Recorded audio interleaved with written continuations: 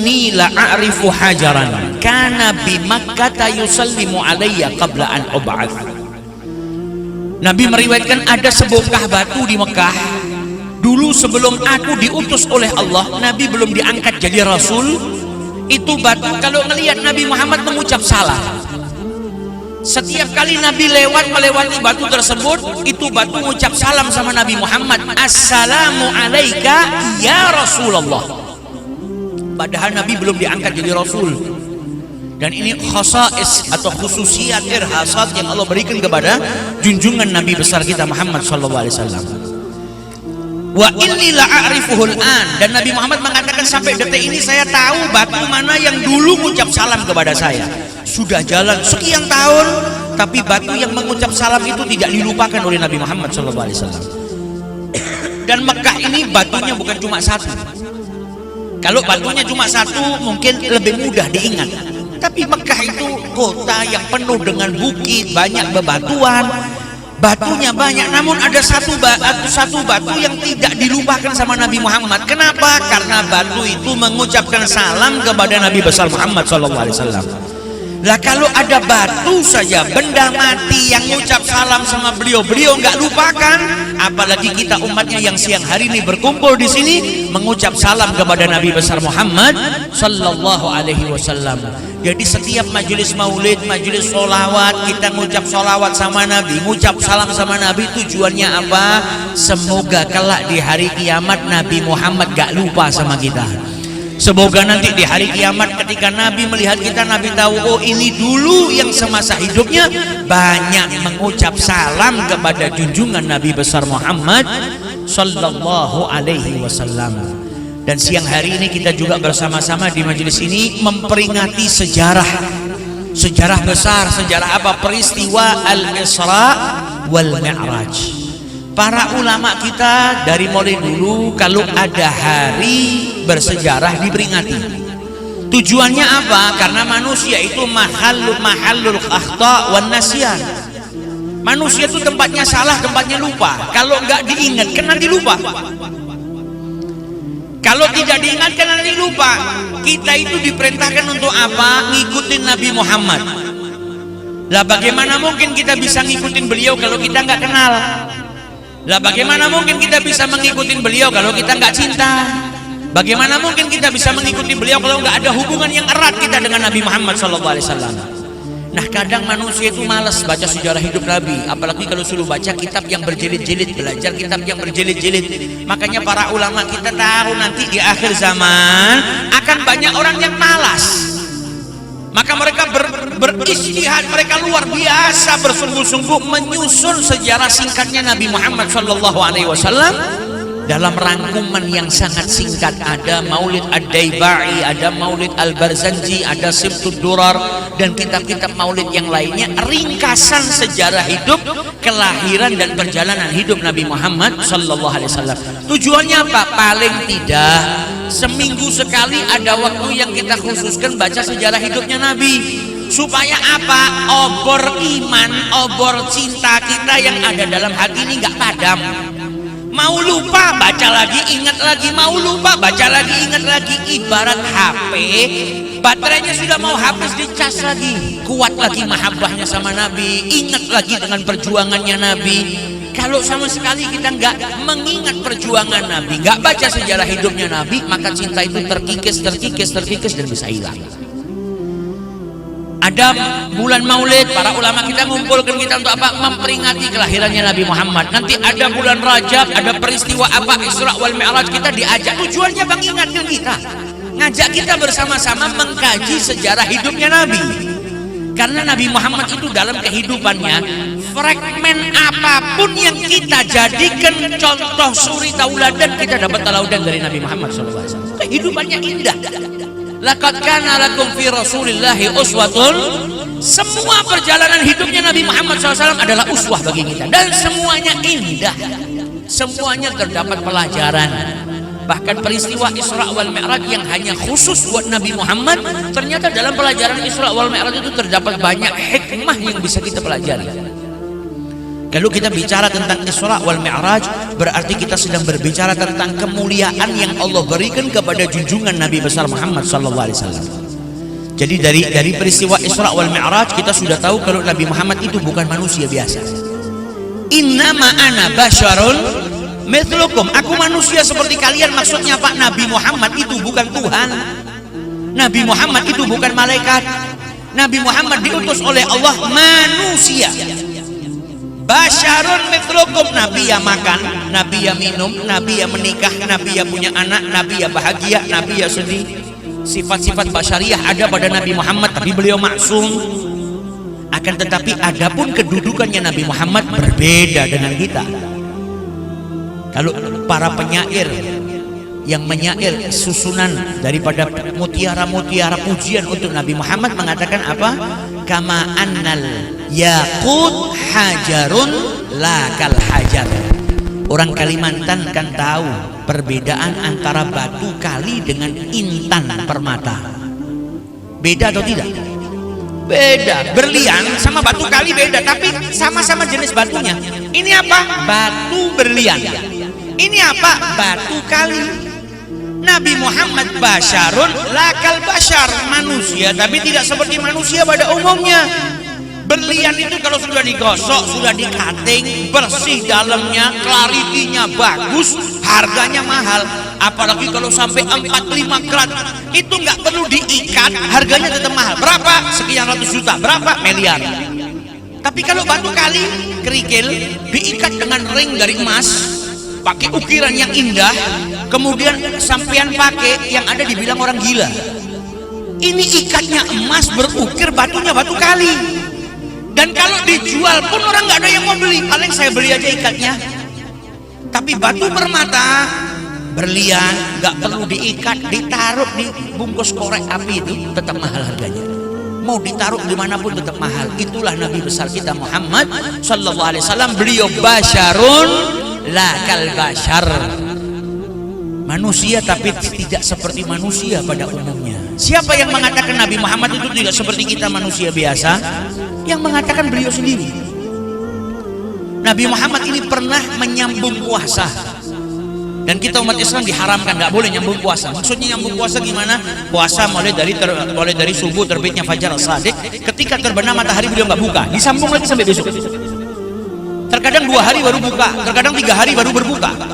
Nah, sahabatnya Nabi ada yang ngikutin Nabi Muhammad, iwasilus siyam. Ketika mereka nyambung puasa, ditanya sama Nabi, kalian kenapa nyambung puasa? Apa jawab para sahabat? Inna naraka tuwasilu ya Rasulullah. Kami ini ngelihat pian ya Rasulullah nyambung, nggak berbuka, ya kami ikut.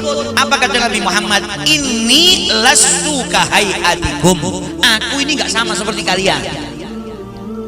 Jadi yang mengajarkan, ngasih tahu kalau Nabi Muhammad nggak sama seperti kita, beliau sendiri. Inilah lastu kahayatikum, abitu yut'imuni rabbi wa yasqini. Aku itu kalau bermalam diberi makan dan minum oleh Tuhanku. Para ulama menjelaskan kalau Nabi Muhammad itu nggak makan seperti kita. Waktu puasa yuwasilus siang, nggak makan minuman, nggak ada yang lihat beliau makan, disambung puasanya. Tapi beliau diberi kekuatan oleh Allah, kekuatan orang yang makan dan minum. Jadi nggak makan, tapi kekuatannya diberikan sama Allah Subhanahu Wa Taala seperti orang yang makan dan minum. Nah, para sahabat Nabi nggak seperti Rasulullah. Nabi mau seminggu nggak buka puasa, kuat seperti orang dikasih makan. Kekuatannya diberikan full sama Allah Ta'ala. Nah, para sahabat Nabi bisa binasa, bisa sakit kalau mereka puasa kemudian tidak makan dan minum.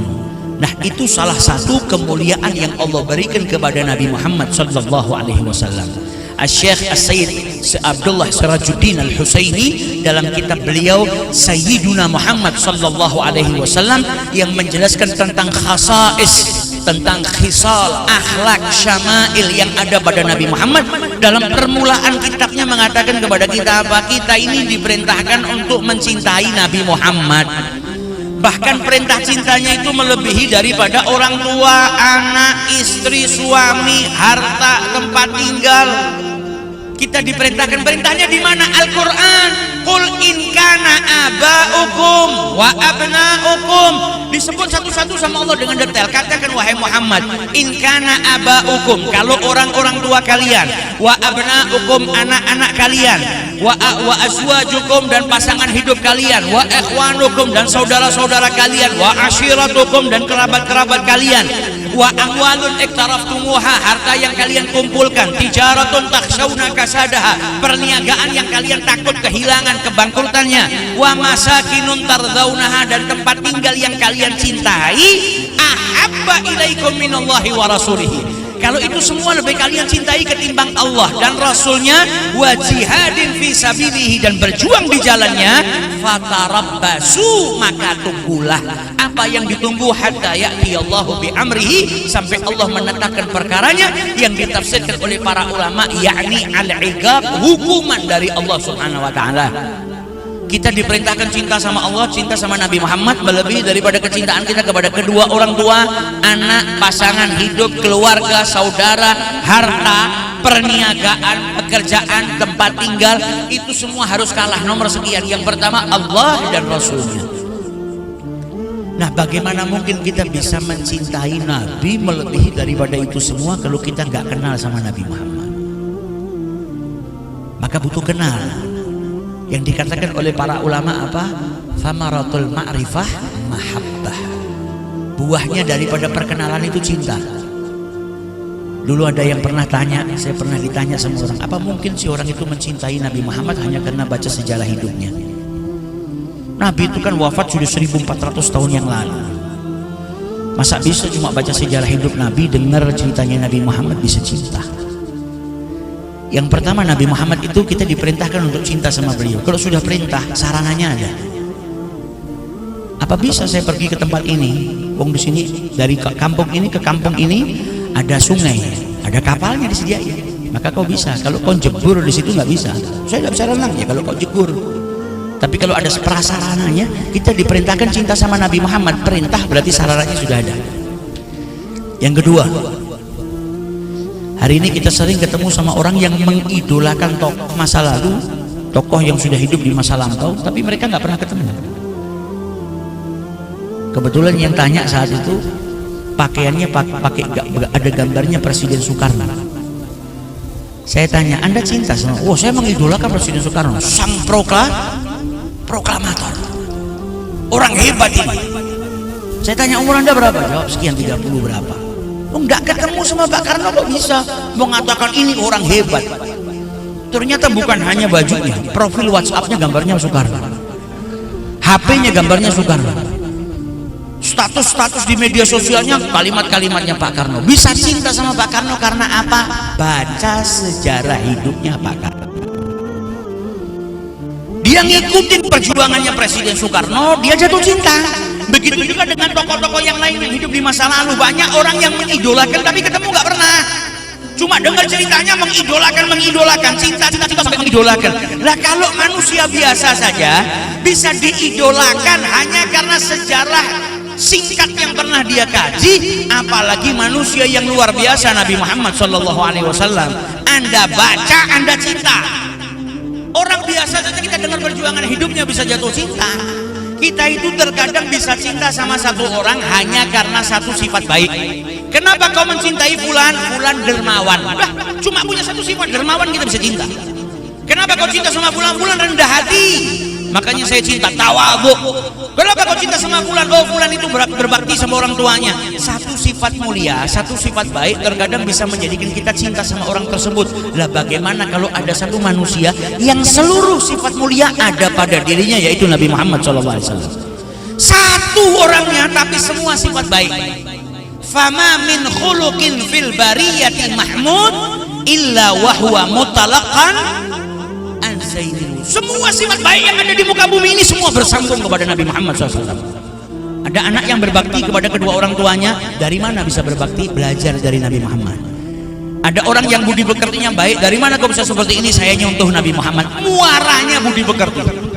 Orang yang diutus sama Allah bawa budi pekerti yang luhur, bawa rahmat, bawa budi pekerti yang luhur. Saking luhurnya budi pekertinya diabadikan dalam Al-Quran pujiannya dari Allah, wa innaka la'ala khuluqin azim. Itu Nabi besar kita Muhammad. Nah, kita baca sejarah hidupnya supaya tambah kenal. Kalau sudah kenal cinta, kalau sudah cinta nanti akan berbuah apa? Meneladani Nabi Muhammad sallallahu alaihi wasallam. Salah satunya apa? Kita diperintahkan untuk beriman kepada beliau, cinta sama beliau, kemudian jalan di jalannya beliau. Qul in kuntum tuhibbunallaha fattabi'uni yuhibbukumullah. Kita diperintahkan mengikuti jalannya Nabi. Salah satu caranya bagaimana? Mengkaji sejarahnya Nabi supaya tahu.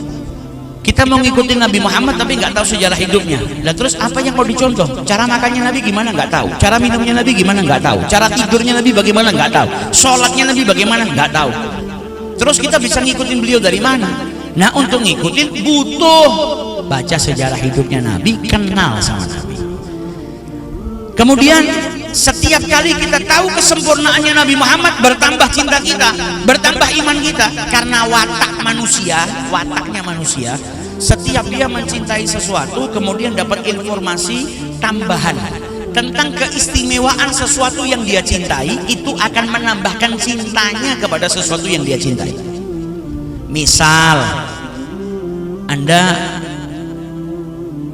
yang laki, misalnya saya ibaratkan, atau yang perempuan mau dijodohkan sama orang tuanya, suka, cocok sudah, wah saya sama perempuan ini sudah cocok, insya Allah jadi jodoh saya. Dia sudah mantap, sudah suka. Tiba-tiba ada temannya yang ngasih kabar, kau mau ngelamar fulan ya? Iya, saya mau ngelamar itu, insya Allah jadi istri saya. Temannya ini bilang, saya kenal sama perempuan itu.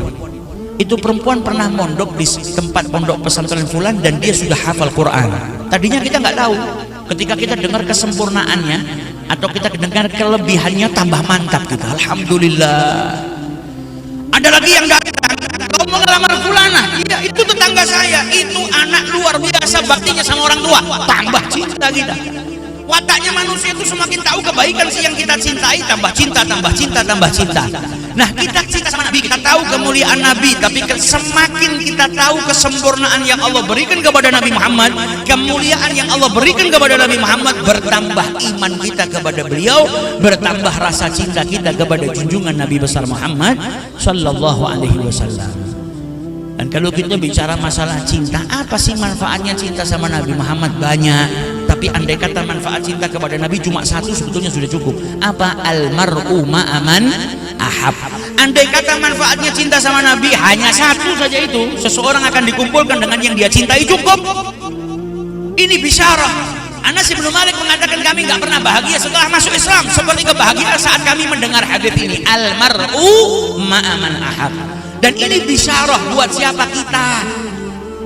Bisyarahnya apa? Kita ini nggak hidup di zaman Nabi, nggak kumpul sama Nabi, tapi ternyata Nabi kasih kabar gembira, masih ada kesempatan bagi kita berkumpul dengan Nabi Muhammad, bukan di dunia tapi bahkan di akhiratnya Allah Subhanahu wa taala. Para sahabat dulu dapat kemuliaan kumpul sama Nabi, kita masih bisa dapat kesempatan kumpul sama Nabi Muhammad. Syaratnya apa? Cinta sama beliau. Yang cinta sama beliau kelak akan dikumpulkan bersama beliau di surganya Allah Subhanahu.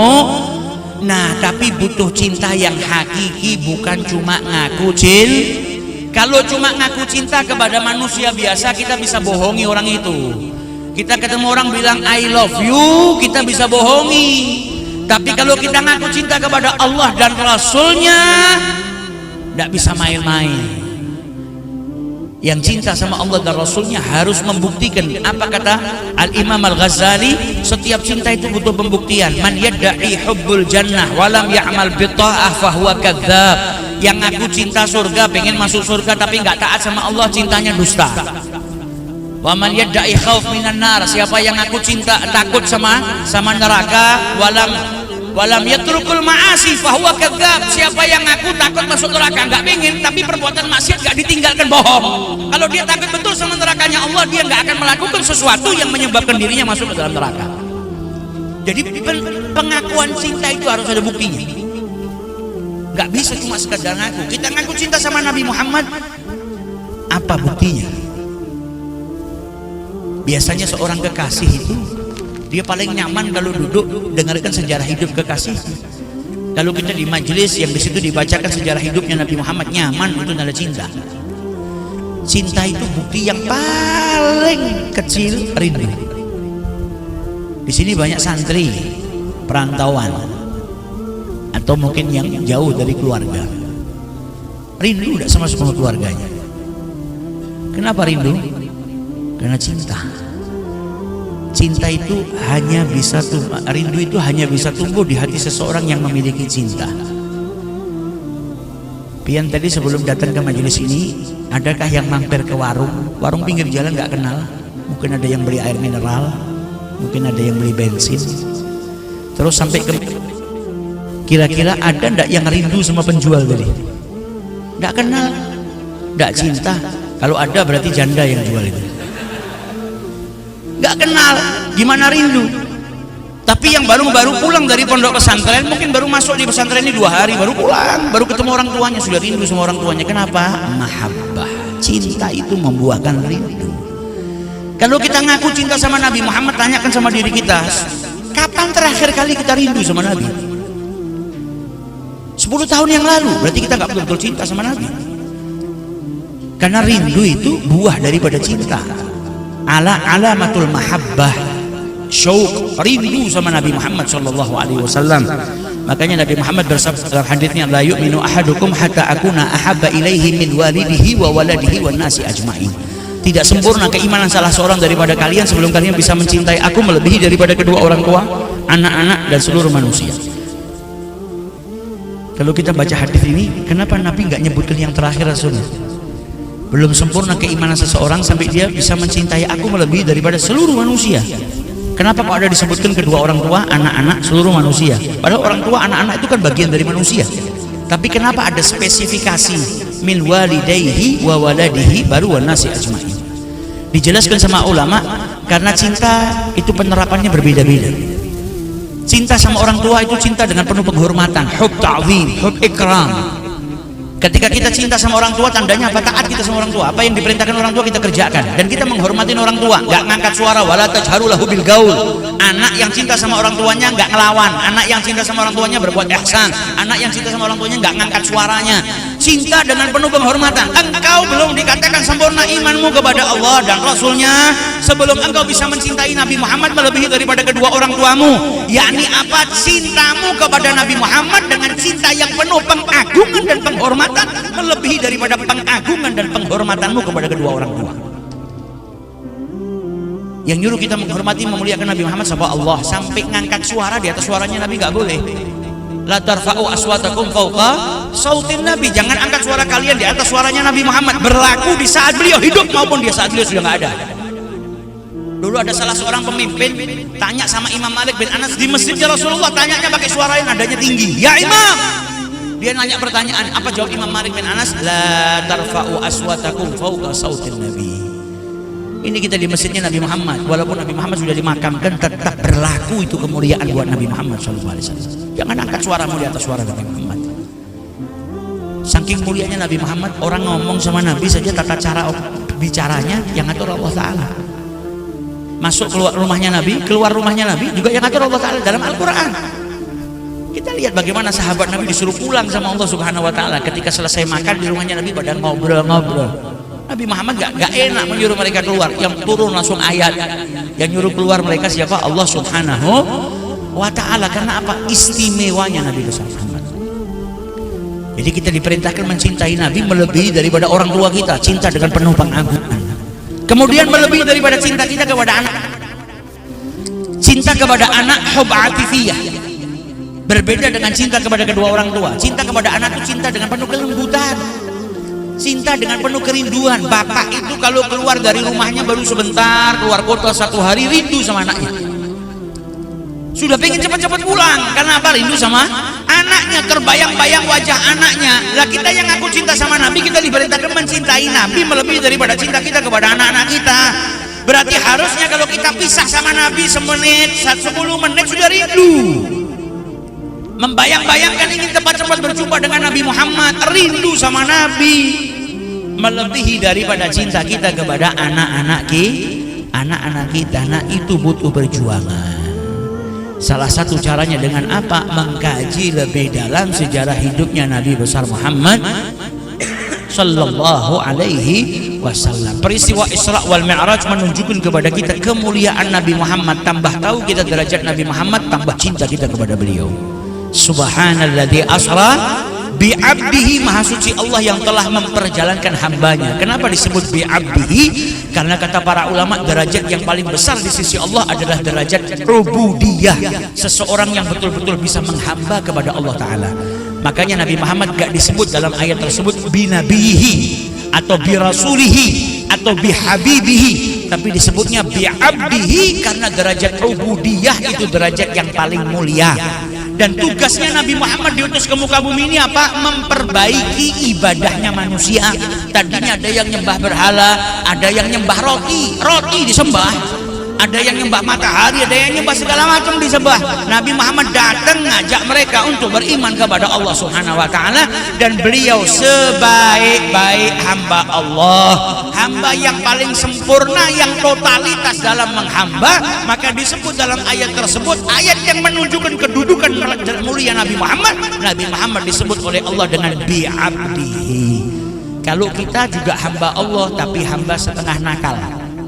Kalau Nabi Muhammad totalitas, disuruh Allah apa kerjakan, tidak boleh apa ditinggalkan. Kalau kita kan kadang disuruh ini masih apa, ngeyel kata orang Jawa. Lalu dilarang ini masih ngicipin. Padahal larangan Allah tapi kita masih ngicipin.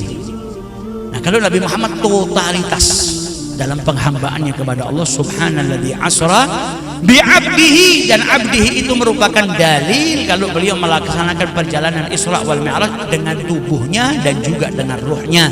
Jadi perjalanan Isra Mi'raj itu bukan perjalanan ruh. Hari ini banyak orang yang mau mengkacaukan iman umat Islam, mengatakan Isra Mi'raj itu mimpi Nabi Muhammad, itu perjalanan arwah.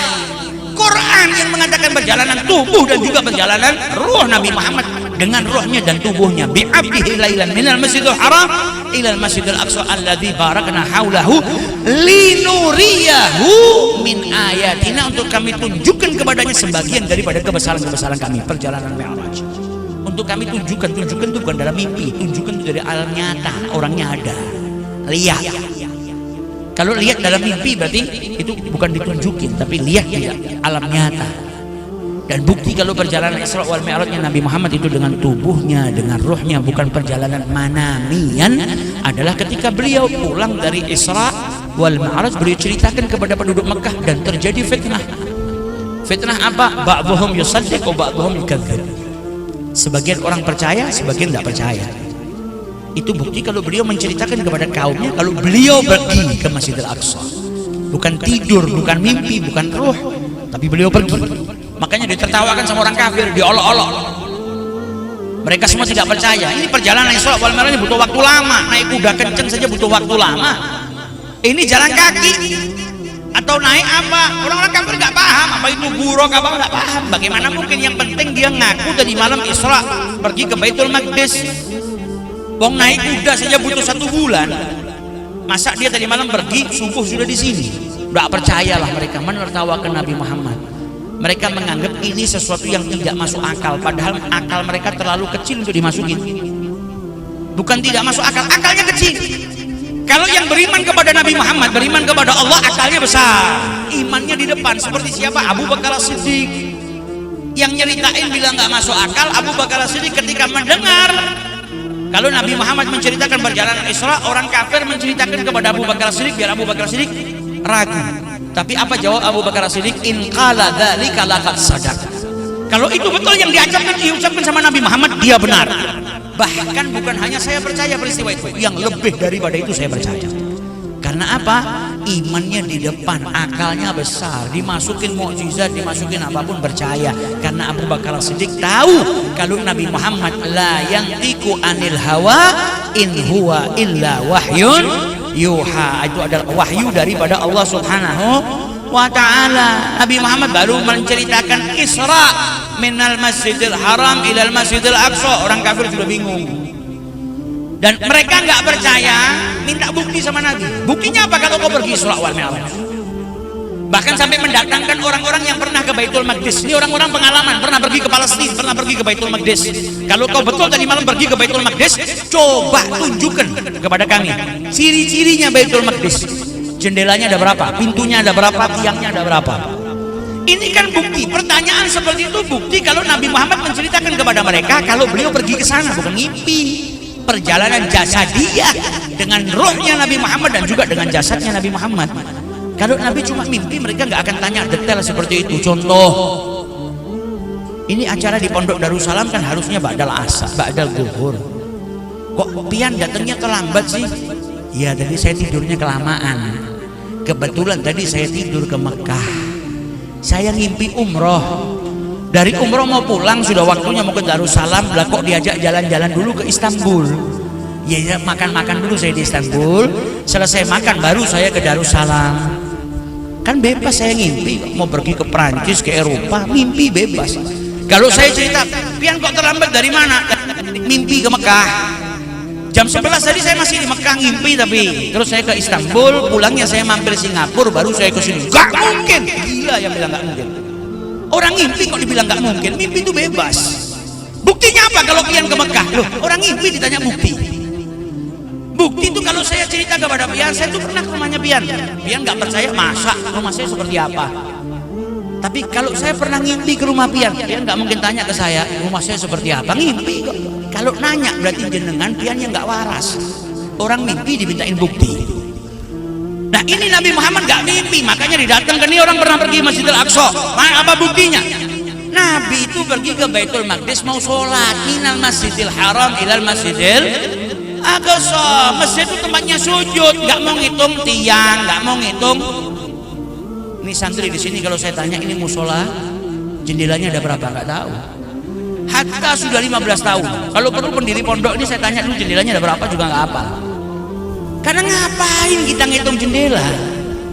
Tapi mereka memang dasarnya cari-cari kepada Nabi Muhammad. Mereka tanya, Nabi Muhammad diberitahu sama Allah Ta'ala melalui Jibril, dikasih tahu, dijawab sama Nabi. Mereka tetap mengatakan apa?